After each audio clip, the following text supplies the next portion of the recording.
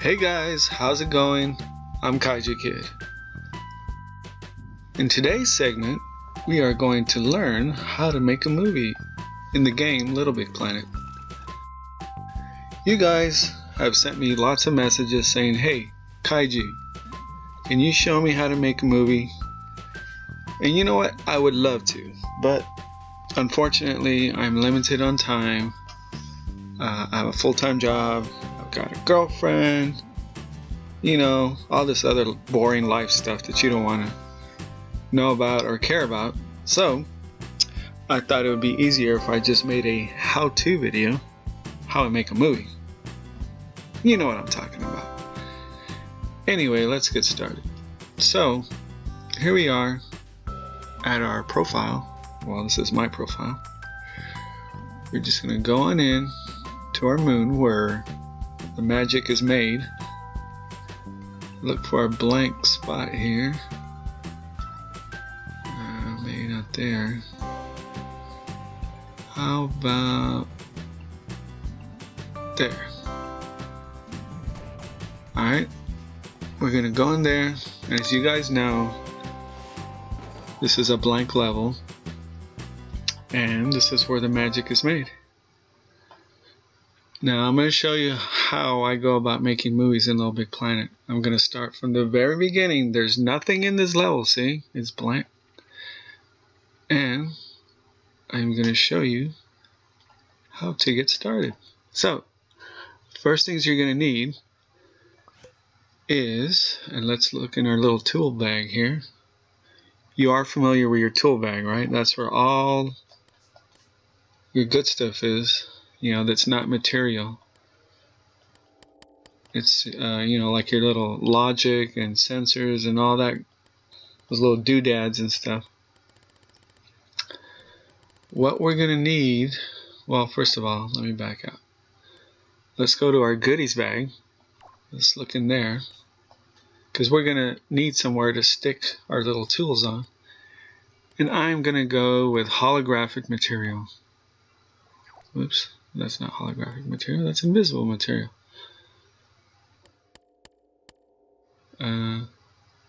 Okay. Where is it? Well, I guess that is the same thing, isn't it? Okay, forget what I said. We're going to go... I don't know what I'm doing. Apparently I'm drunk or something. But we're going to go with sticker panel, alright? Now, the reason why you want to do that, if you didn't know, is because you can tweak it to where it's invisible by going into the options. You just press square button and you see that little light bulb down there. You can turn the brightness down and you can turn the opacity down, making it invisible. Awesome, huh? Alright, so we're going to place that here right above our little start gate. And now we're going to go back into our tools bag and we're going to pull out a sequencer, if I can find it. And there it is.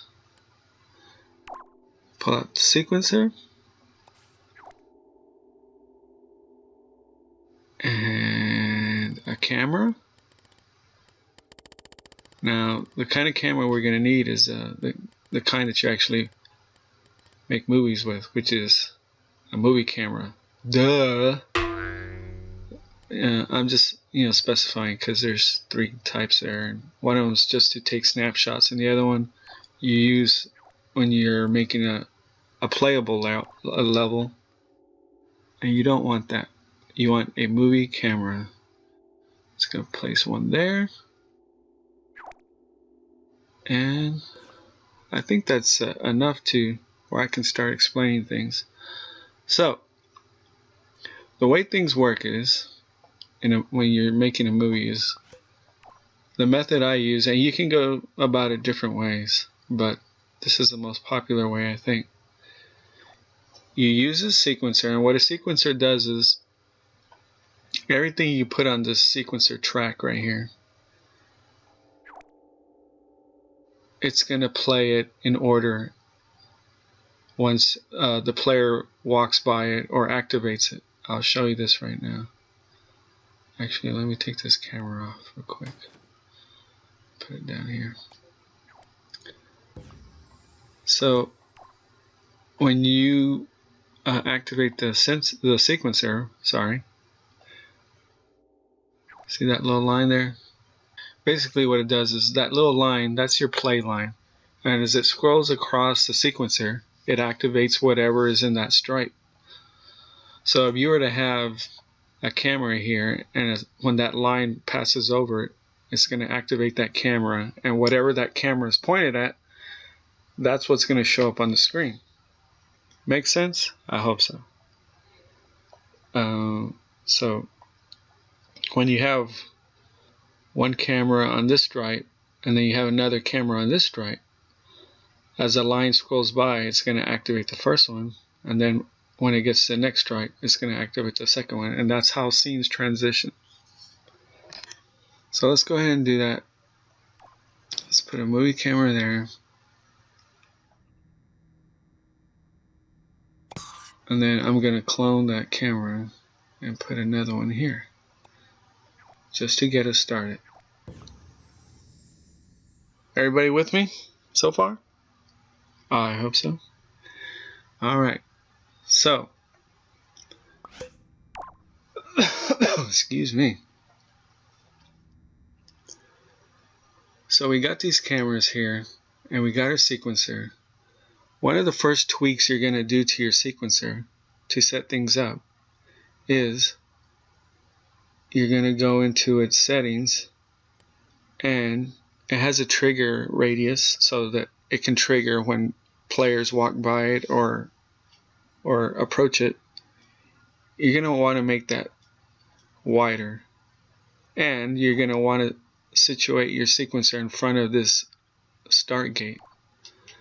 The reason why is when you have a movie level and the player starts it, they come out of this gate, and the minute they pop into the level, it activates the radius. That's why you want the radius to be wide, so that when the player appears, there's no interruption. Like, the player doesn't have time to move or anything. The minute they appear in the level, the sequencer sets off and your movie begins, and it's like a seamless transition, if that makes sense. So the reason why I'm telling you need to do that first off is because a lot of people forget to. They leave the radius tiny, and then when they publish their level, the player appears out of the gate and they don't set the sequencer off, and then awkward, the player's running around the level, and then it's just a mess. You don't want that happening. You want it to be as seamless as possible. Okay, now that we got our basics down as far as our setup, now we got to think about what we're going to make our movie about. For today's tutorial, I'm just going to throw out an idea there that I had in my head. I wanted to make it at one time, but I never did because I didn't have time. So we're going to go with that today. And a lot of people go about making their stories, different. I don't write anything down. You can, if that's your thing. Me personally, I just get an idea in my head.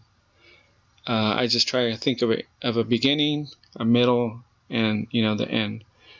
And I kind of fill all the in-betweens as I create. That gives me the freedom to change things up as I see fit, or if something's not working, I can just work around it or think of something else. It's just an easier way for me to create. Now, if you want to jot down all your ideas and all that good stuff, hey, more power to you. I'm not going to tell you that's not the way to go. It's just not the way I do it. Okay? So let's get started. The first thing I like to do is I like to start off with a title card. I don't do anything fancy. People go nuts with these things. They like to say, a production by, Joe Blow, and they have flashing lights and all these effects and stuff. I just do something simple. I usually just put a background and my name so that people know, hey, this is a level by Kaiju Kid. Imagine that. So let's go ahead and do that. Let's see here. I think I already have my logo pre-made, so I'm going to pull that out here, out of my objects, and just kind of stick that there so that we can save some time. Because I don't want to waste your time. I'm already doing that right now as we speak, aren't I? Alright, so there we have my logo. And I'll make it a little wider. Alright, so there's my title card, and this is going to start our movie off. And now that I have something to focus the camera on, let's get our cameras situated. So when you place these cameras on the sequencer, you can tweak them. All you do is you put your cursor over it, you hit square, and there's your options there. So you can set the settings like focus, whether or not the camera shakes, if you want to have like a shaking effect, like if there's an earthquake or something. But we're not going to use any of that good stuff right now. All we're going to focus on is angle and zoom.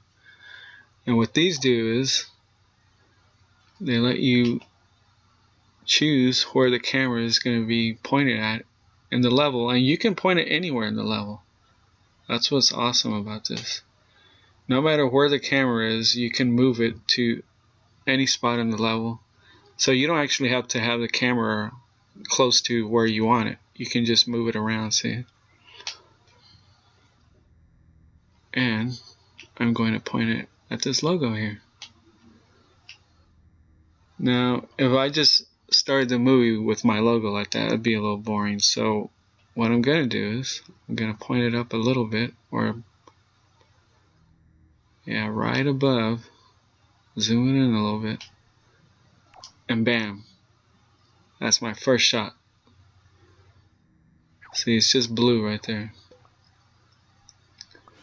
So now we're going to go down here and we're going to set the position of the second camera that's going to follow the first camera. And normally what I do so that I get a smooth transition is I click on the first camera and then I click down on the left stick, and that clones your camera. It clones everything about it, what it's pointed at, the settings, all that good jazz. So I clone it. That way the second camera is exactly where the first camera is, and then I can adjust the second one for a smooth transition. So this second cloned camera, I'm going to go into the angle, and see, I'm just going to move it down slightly and zoom it out. That looks good right there. And I'm going to set it right there. Alright, making progress here. We got two cameras on our sequencer now. Let's see what that looks like. So what I'm going to do is I'm going to get my cursor out. I'm going to pause the game, very important, because if you don't pause it and you set off your sequencer, then the movie's going to start and you're going to be freaking out, wondering what's going on, and let's just avoid all that. So you pause it, you put your cursor at the very beginning of the sequencer, you hit square, and you see the line appears right there. So that's going to start at the beginning of the movie. Now, if you have made already a lot of progress and you have all kinds of cameras going and all that stuff, you can preview a scene anywhere just by pushing the square button on the sequencer, and you can watch different scenes at different times. But since we've only started, I'm going to start it up here at front. Okay, now that we got that going, I'm going to hit the start button on the PlayStation controller, and that's going to bring up my options menu. You can save the level, you can change to play mode, or you can just return to your pod if you don't like the way things are going. But what I'm going to do is I'm going to save the level. Okay, that way if something happens, we don't lose all our progress that we've made so far. Sound good? Alright. Still with me? I hope so. Alright, see that little save icon down there? You want to wait till that's over. Now I'm going to push start again. And this time I'm not going to save, but I'm going to hit the preview button. What that does is it makes everything that shouldn't be visible invisible, like your sequencer. And this is what the level's going to look like when the player plays it. Now, I've already put the starter line on the sequencer, so we don't got to worry about that. All we got to do is unpause the game, and voila. That's what our sequence looks like so far. And here we are, back where we started. So, things look alright, but I didn't like the jump in our title screen because apparently I forgot to change the mode of the camera. I wanted the camera to swoop down, not cut from the first camera to the second camera. So how we fix that is we go to this transition type. So there's 4 types of transitions that you can use in here, and by clicking on the camera with square, you can take a look at these transitions here. And there's your basic cut. That just cuts to the next scene. There's a hard pan. That moves like from one scene to the next, like a swooping motion, and it does it slowly. There's soft pan, which is the same thing. It's the same type of transition. It's like a swooping transition, but it happens a lot quicker. There's fade, and that's when the scene fades to black before it brings up the next scene. There's zoom fade, and that one, when it fades to the next scene, the camera zooms in and then it fades out, and then the next scene comes up. And then there's crossfade. That's when one scene blends into the following scene. And those are your basic transition types that you have to choose from in Little Big Planet. The one I'm going to go with is soft pan. And I can see what this looks like without hitting preview. All I got to do is come back down here, click square on the first camera, and hit R1, and it switches to the second camera. See how that works? It's magic! Now that looks pretty good, but I think it's happening too quickly. So to fix that, I'm going to go down to the sequencer, and right here where it says seconds per stripe, I'm going to change that to 3 seconds. What that does is it slows down the play line as it crosses each stripe. So it's going too quickly for my taste. So I think 3 seconds is a pretty good place to put it. Now let's see how that affects our transition. See, that's much better.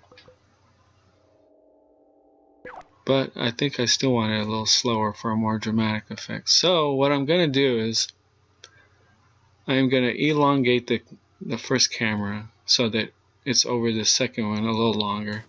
And what that does is it makes the transition last longer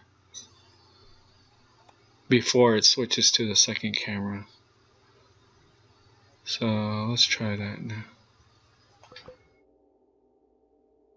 Perfect. Well, I think we're doing good so far. So let's move on. I think the next step we're going to do now is we're going to actually build our first set of our movie, and we can get things going. Well guys, that's going to do it for this segment. I hope you learned something. And if you didn't, well, I don't know what to tell you. But hopefully you'll come back for part 2, where we'll be talking about Sackbots and building sets. Until next time, I'm Kaiji. And remember, if you liked the video, hit that like button, or better yet, subscribe to my channel. See you guys later.